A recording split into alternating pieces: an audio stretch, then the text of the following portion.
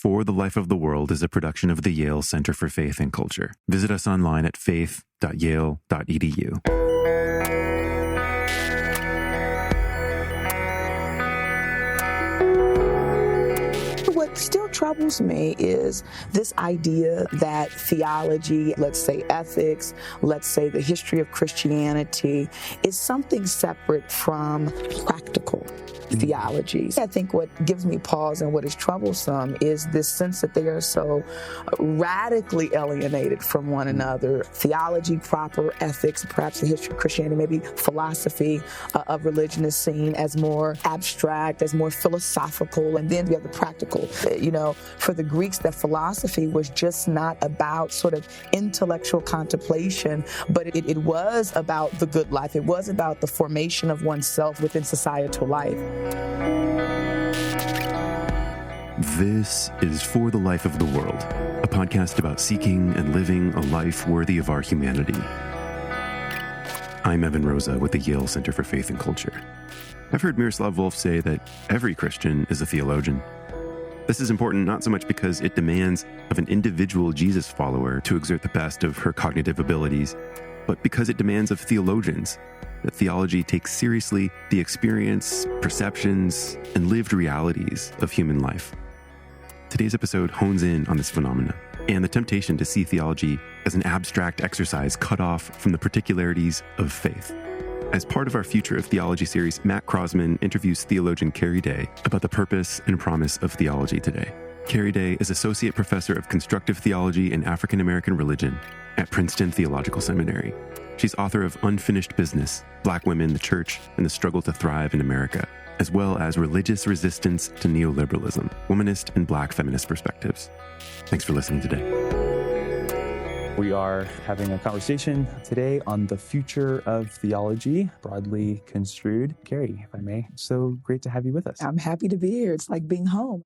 There's some conversation these days. Who kind of counts as a theologian? Who wants that title? Who's afraid of that title? And we can have those conversations within various scholarly guilds. But I think it plays out in the real world.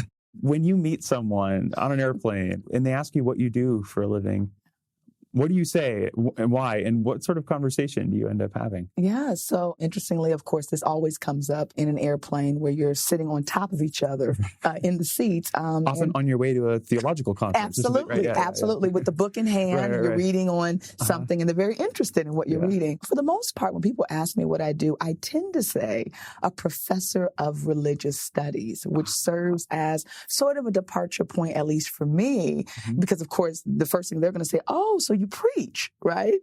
That's sort of the first response that I get is sort of this confessional sense of what I do. And so that gives me an opportunity to say, well, actually, I am a minister within a particular tradition. But in terms of teaching, my teaching is more about how religion shows up in various spheres of life and the importance of the religious variable sort of in a country and in a generation where this sort of secularization thesis is operative, in which religion is seen as something that is not really essential or necessary or influential within social, political, or even economic affairs. And so it gives me an opportunity at least to introduce the variable of religion, because as we keep talking and we get over to the confessional piece about me as minister, that's normally when I introduce theology, honestly. As at least for me, an understanding of theology in the tradition of Howard Thurman and Martin Luther King, Emily Towns, Dolores Williams, as sort of God talk, but in some ways thinking about God's activity in relationship to the world, and more specifically, how the church sees itself as a part of that activity. So it allows me to go from sort of the broad into the particular in relationship to theology. Yeah, so you can go sort of the more anthropological kind of route. Well, I'm studying this kind of future in society. You can go the more confessional route, depending on your interlocutor. Now, try to steer you in one of those ways. Yeah. Now, I have gone, I must admit this, I have gone the confessional route from the beginning. And it becomes a very sometimes stressed discussion. It's been my experience. Maybe it's because I'm sitting by the wrong people, but it's become a much more stressed discussion, sort of immediately interpreting what I do as sort of parochial, tribal in terms of views. I mean, in some ways, unfortunately, the visibility of certain kinds of religious fundamentalisms theologians. That's what people tend to associate with the study of faith, particularly Christian faith. And so it could be the reason why I start is in relationship to these assumptions that people have that I'm encountering. Yeah. As you look at the landscape, each of us, we're located somewhere different. From your vantage point, what's going right? What do we have to celebrate within the theological disciplines? I would imagine this answer will be biased depending on which area you're in.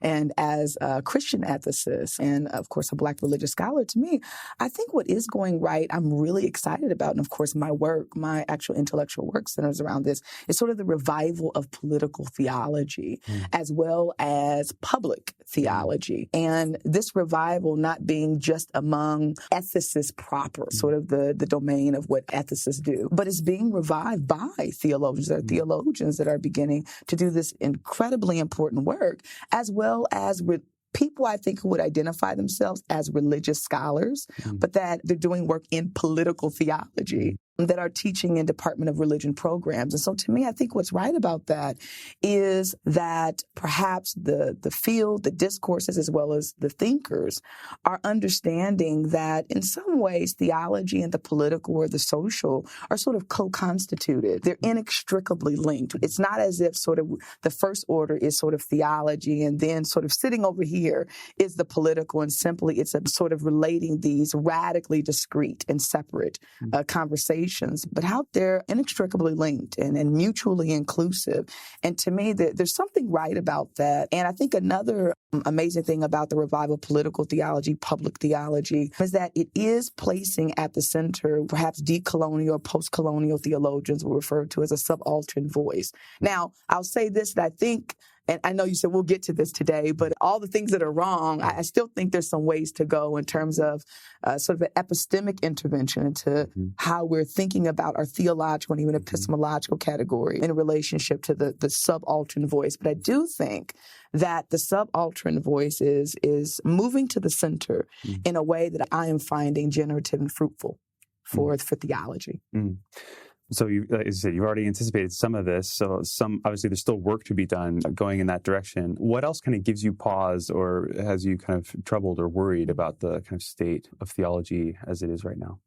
For me, what still troubles me is this idea that theology, let's say ethics, let's say the history of Christianity, is something separate from practical theologies. And so I guess here what I'm getting at is kind of the disciplinary parameters, how we understand particular fields. And to me, I think what gives me pause and what is troublesome is this sense that they are so radically alienated from one another. And this is seen in how we structure the areas within our institutions in and of themselves, that somehow theology proper, ethics, perhaps the history of Christianity, maybe philosophy of religion is seen as more abstract, as more philosophical, as more, and then sort of you have the practical stuff over there dealing with. And so for me, there is a sense in which sort of for the Greeks that philosophy was just not about sort of intellectual contemplation, but it was about the good life. It was about the formation of oneself within societal life. And so that gives me pause. So what does it mean to re-envision how one is doing ethics, both philosophical, theological, and social ethics in relationship to preaching, but to see those again as co-constituted, right? I think that's really exciting, but I don't see a lot of that right now in the Theological Academy. And I think that's critically important to theology and the good life. Yeah.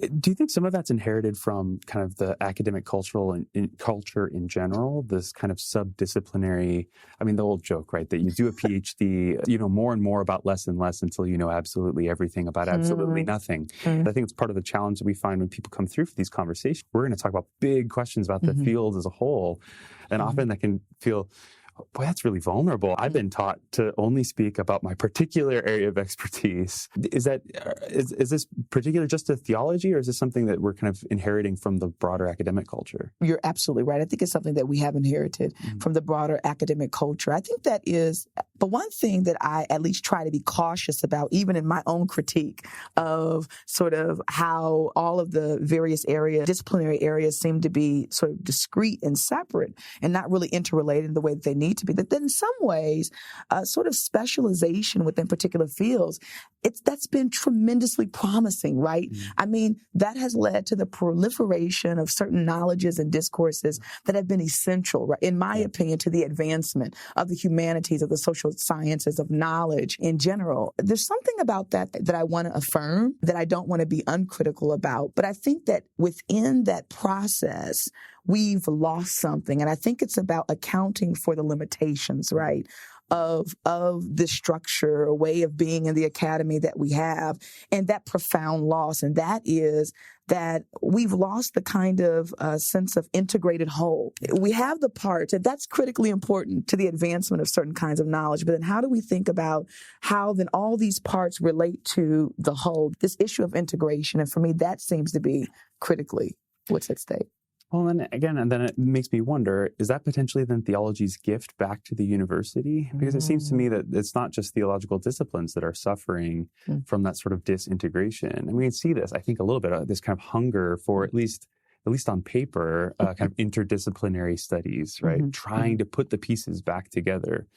Is it too much for me to hope that divinity schools and theological faculties could kind of be at the vanguard of that sort of reintegration process in our universities? I'm totally biased, right? But, I think that theology is poised to be at least in the vanguard. I don't know if theology should consider itself as a savior as such, right? Now, me, I wouldn't mind that, but certainly in the vanguard. And I think the reason why, and again, these words are really not my words, I'm borrowing these words, because whenever you're talking about the normative or the ethical, there's all kinds of contestation around that within a pluralistic society. Yeah. That's right. Yeah. And always exclusion sitting there. But I think that theology can be in the vanguard because I think the departure point is from you and Volf.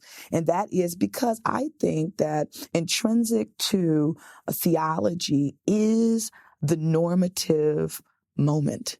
And part of what's been the problem with the research ideal is sort of the extraction of the normative, right? Now, of course, for fear of all kinds of reasons, this robust sense of attempting to envision the world. But not only that, I know there's a lot of conversations on, well, can we speak of theory for theory's sake? Must we speak of theory in service to practice? That theory must have a telos, and it must be, towards a concrete set of practices. I think there are good arguments on both sides, actually. But it seems to me that the Christian vision or an account of Christian theology wants to make the claim that the telos is towards something much larger about the love of God and creation. So. That's a stirring vision. And it's strikingly particular and Christian, right? When you start to fill it out. And yet you said, and we're in agreement on this, that some of the exciting things that are happening right now in theology is a kind of revival of political theology, a revival of public theology, a theology able to contribute in the public square. I think that might be surprising to some folks outside the field. They would think, well, what on earth does Christianity have to offer at a kind of pluralistic moment like ours? But how do we navigate that? Both the kind of Christian particularity of our articulation and also a kind of vocation in the public sphere? Yeah. Part of what I sort of hear behind that is how do we articulate that in a way that is not dismissive of the kind of diversity and plurality that is present in the public sphere? And I always like to begin when I'm teaching my introduction to contemporary theological ethics. I always like to begin by talking about when we're speaking of the Christian tradition, we're sort of always and already speaking about Christian traditions, plural, and kind of the heterogeneous nature from the very beginning, right? Not sort of just slapped on or applied, but intrinsic to Christian traditions, the kind of multivocality and plurality that is always there. And so for me, I actually think that Christian traditions already have the internal resources. And I think it's a return to those internal resources that at least allow those that are seeking to enter Christian theology into space, that they're able to navigate and negotiate that in a way that is attentive and cautious to when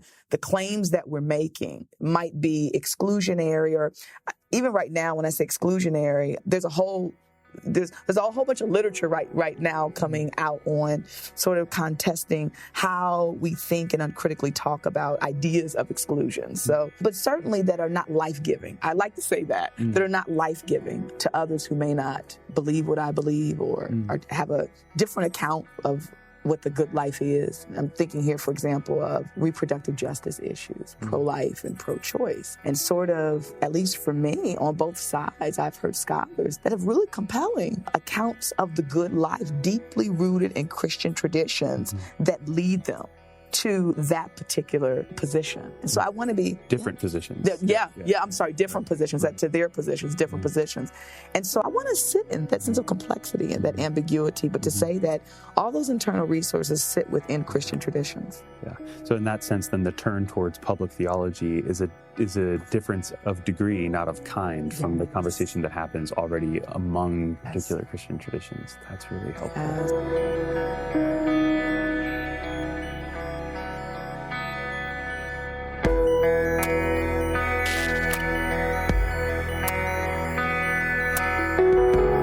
For the Life of the World is a production of the Yale Center for Faith and Culture at Yale Divinity School. This episode featured theologian Keri and biblical scholar Matt Croasmun.